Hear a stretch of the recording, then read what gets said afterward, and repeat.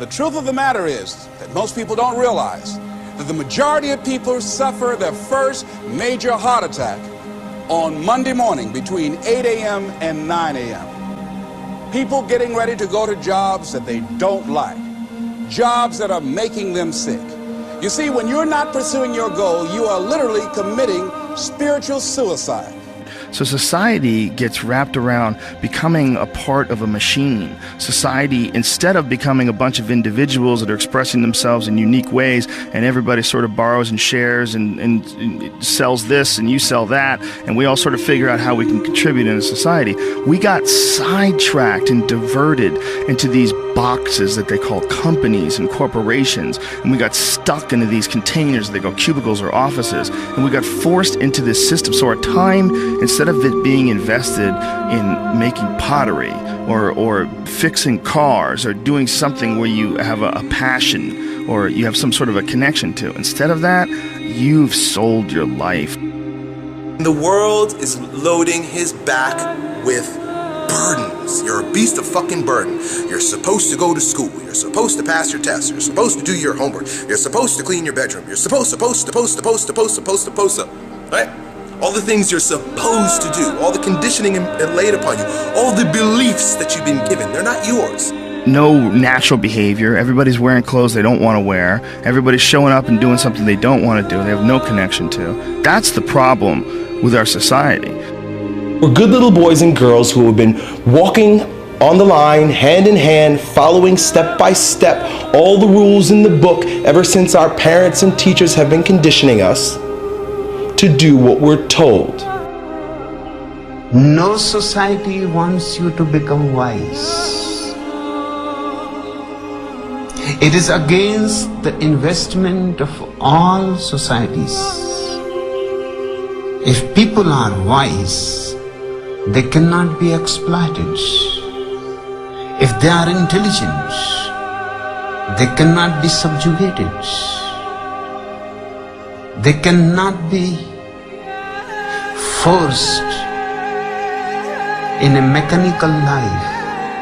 That you work 8 to whatever the hours a day plus commuting, and then you're like this. And that's your life. That's your real fucking life. To step outside the bounds of the mental slavery that you're holding on to that was imposed on you by your parents, the teachers, society, and all of the institutions at large. They want to keep you mediocre, bland, vanilla, a square person in a square hole. I will not fall into despair. Dedication, hard work. I said to myself, I will never go back to this again. I will never be treated like that again. I will never go through what I went through again. And that pain pushed me to write a bestseller. All these supposed tos that the world tells us is all over this dragon. Here comes this dragon, thou shalt, and you're carrying this burden that the world has laid upon you. And it is your responsibility as a maturing individual to slay that dragon. You either bow down and you continue to live your life as a beast of burden, or you slay that fucking dragon. And by slaying that dragon, you become a lion. And that lion's name and his attitude is I will and no. Dedication, hard work. I'm a one-man army. One-man army. The world can go against me. I'm still come on top. I got God on my side. What is it that will make it worth it for you?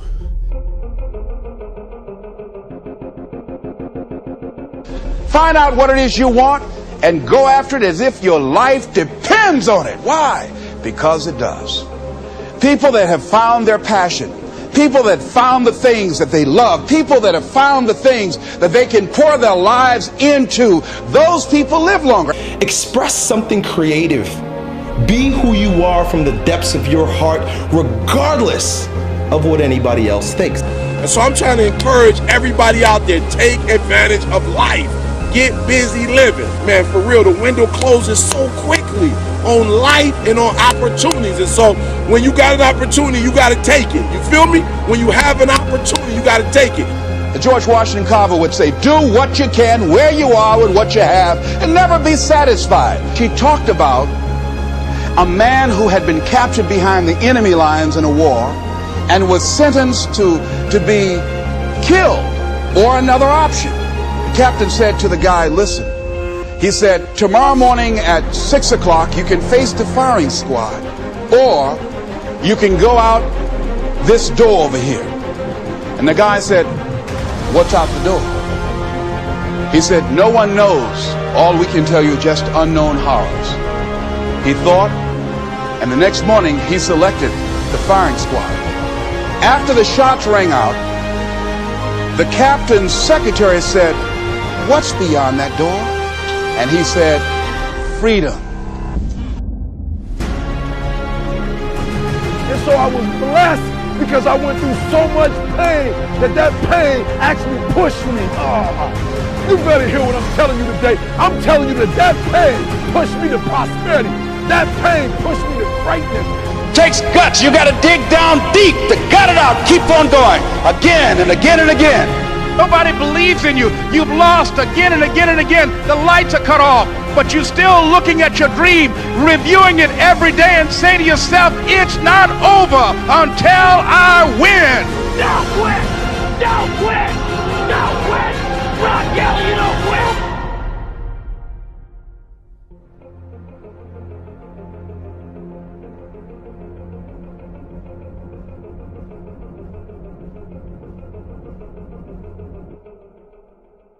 Yeah, look at you with your manicured fingers.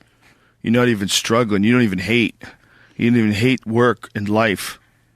Right? Yeah. Folks, it ain't about that.